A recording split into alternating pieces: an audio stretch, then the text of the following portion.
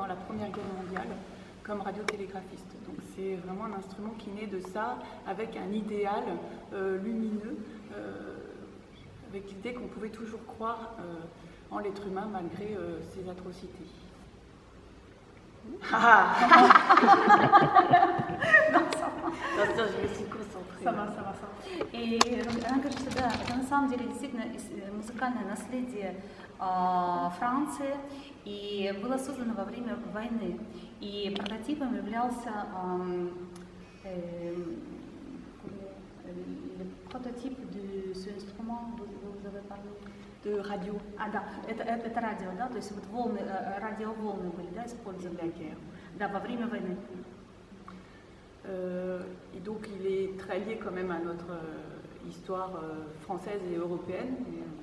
И очень близко к истории, европейской истории и истории Франции. Voilà.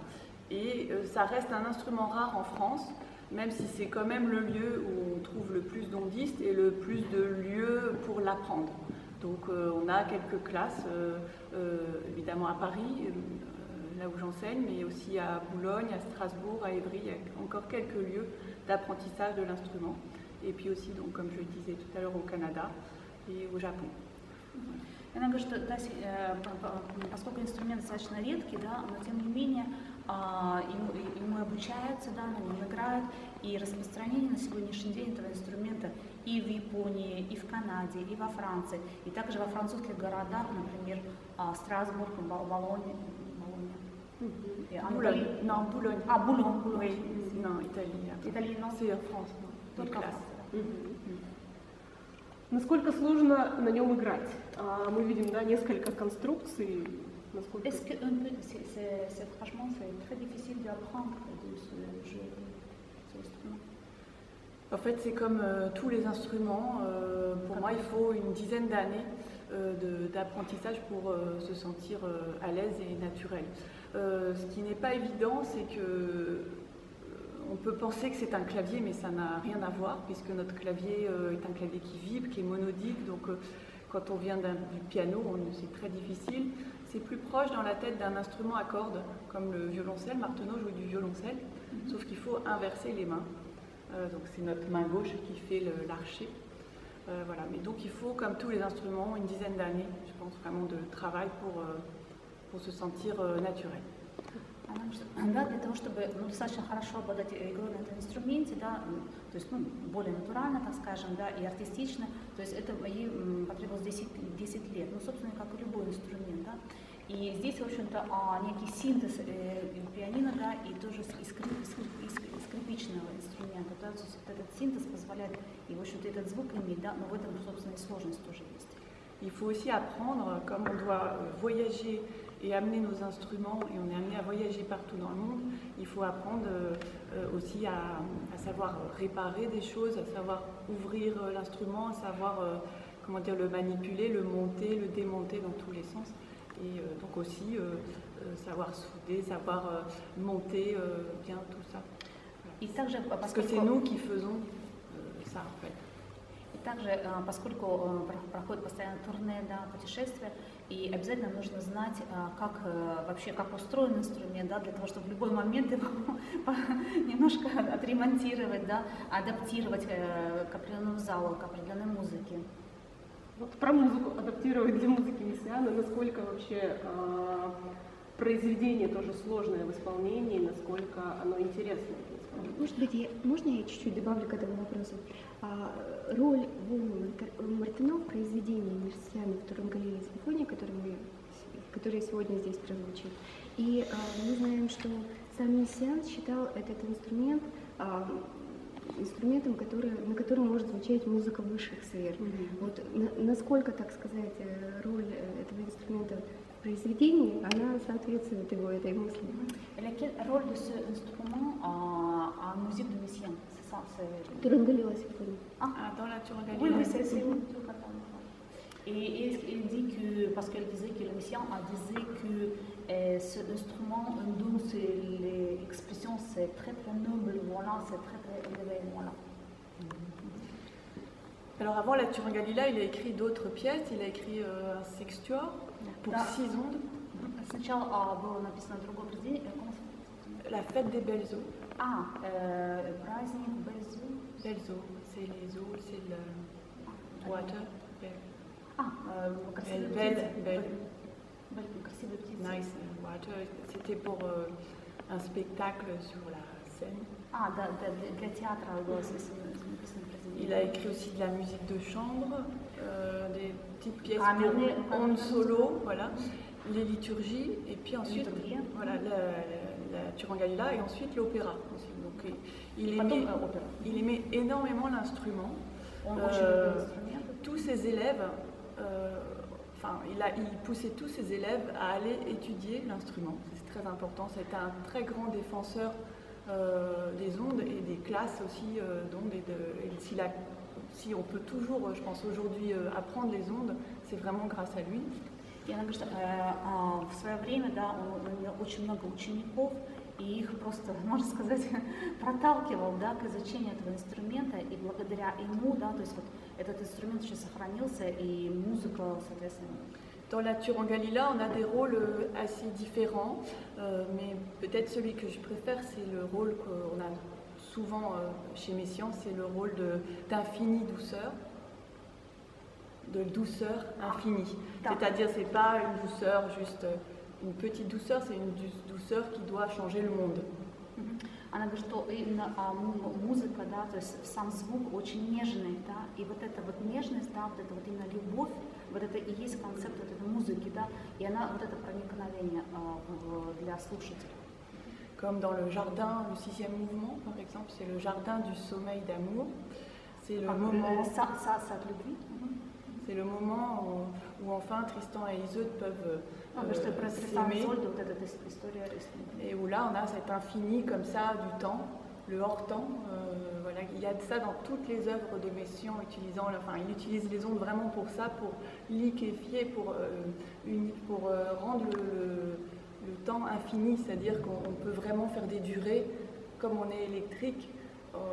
On peut vraiment venir de rien, de manière magique, on ne sait pas d'où on arrive et on peut finir, on peut durer des heures sur une même note en la faisant vivre, etc. Et puis entre les notes, on peut glisser, donc en fait il n'y a pas vraiment d'arrêt de la note ne s'arrête pas.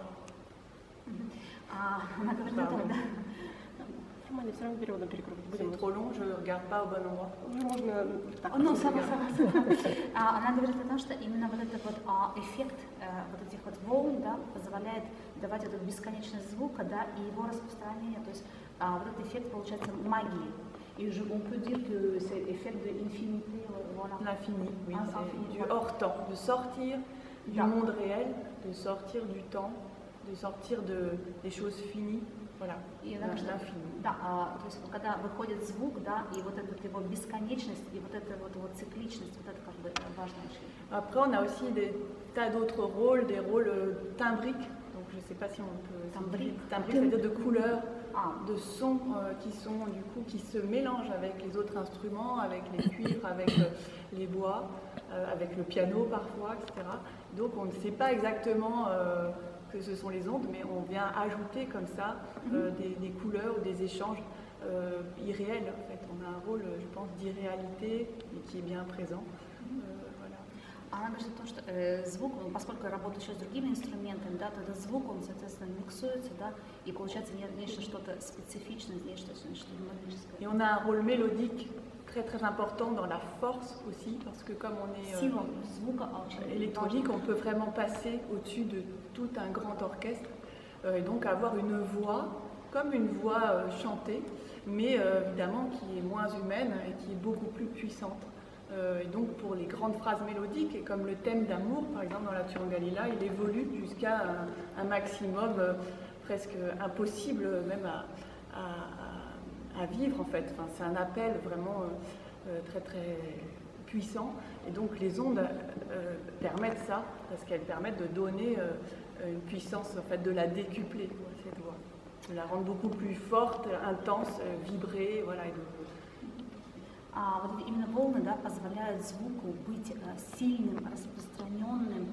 И опять же она говорит о том, что он очень похож становится на голос человеческий, но поскольку это электронное, да, то есть еще позволяет еще больше быть звуку, более наполненному, более вибрирующему, динамического, да, и проникающего. То есть это нечто такое создается, что-то новое, да, но в то же время это как голос звучит. Мне кажется, это было замечательно. Я еще А тоже много... спрошу тогда. А я тоже. Можно? Давайте.